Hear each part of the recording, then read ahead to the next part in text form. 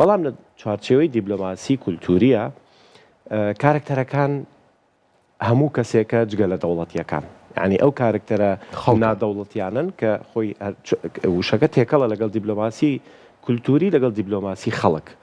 جا ئەمە لێرەوەیە، یعنی خەڵک ئەم دیبلۆماسی ئاکات، ئەو مەرزانەی کە هەیەی حکوومەتێک بۆی دارانێ دەستنیشانی ناکات.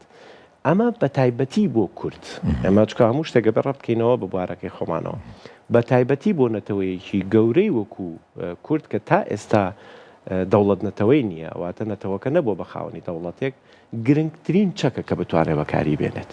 بەداخەوە ئێمە تا ئێستا لەمانتوانیەوە ئەو چەکەوە پێویست بەکاربێنین، بەڵام بەڕاستی ئەوەی کە من لی تێگەشتم لە چوارچێوەی ئەو باسکاری و بەدواداچوون و خوێندن و دنیا بینیانەی کە لە دەرەوە من ڕوبەڕووی بوومەوە تێگەشتم ئێمە خۆمان چالاکیەکەمان نەگەشتێتەوە ئاستەی کە بتوانین بە خەڵک بڵێن بۆ نامان ناسیت.